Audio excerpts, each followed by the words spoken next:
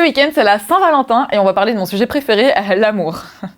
Études scientifiques, faits historiques, records du monde, je te balance 5 fun facts pour en apprendre un peu plus. Let's go!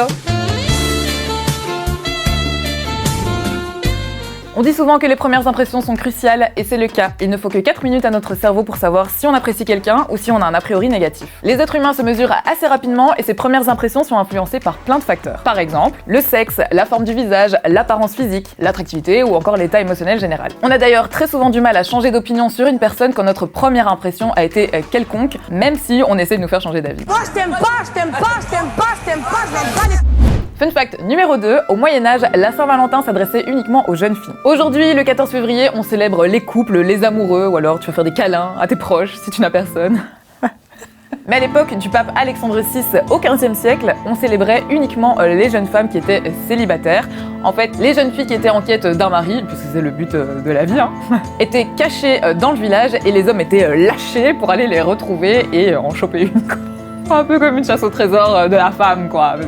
Alors parfois, évidemment, ça donnait lieu à des unions plutôt éphémères, mais parfois, le boug passait la bague au doigt et le reste appartient à l'histoire, quoi.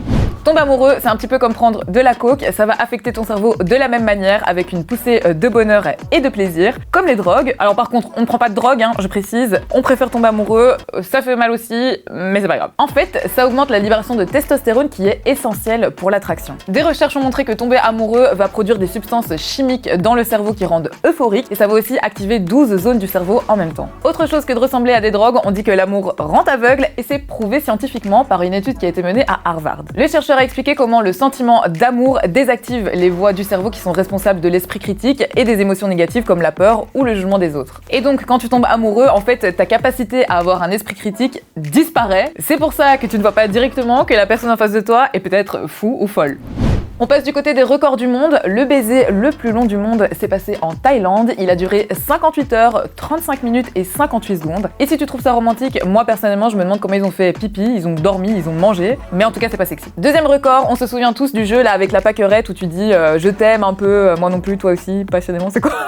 Bref, le jeu qu'on faisait à l'école primaire pour savoir si le petit copain de la classe te kiffait aussi. Et bien en 2009, un record a été établi en Italie. 331 personnes se sont réunies pour faire le plus grand cueillage de pâquerettes et arrachage de pétales de fleurs au monde. Bon alors l'histoire ne dit pas s'ils ont trouvé l'amour après ou pas, mais le record a été battu. Dernier record du monde, c'est le poème d'amour le plus long. Il date de 1846 et moi ça me fait juste me rendre compte qu'on n'est plus du tout romantique depuis au moins 200 ans. Un mec avait écrit un poème qui s'appelle Marina, un poème d'amour de 2900 vers, et aujourd'hui c'est encore le record du monde du poème d'amour le plus long.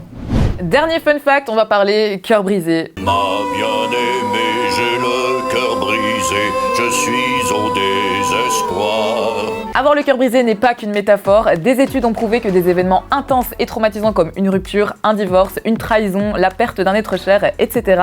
pouvaient provoquer des réelles douleurs dans la région du cœur. Cette condition est donc appelée le syndrome du cœur brisé. C'est une profonde détresse émotionnelle et ça déclenche la distribution par le cerveau de substances chimiques qui vont affaiblir le cœur. Ça peut même entraîner des fortes douleurs dans la poitrine ou même un essoufflement. Un cœur brisé quoi. Et si t'as kiffé cette vidéo, n'hésite pas à liker, commenter et partager. On se retrouve la semaine prochaine pour un nouveau fun fact et bonne Saint-Valentin.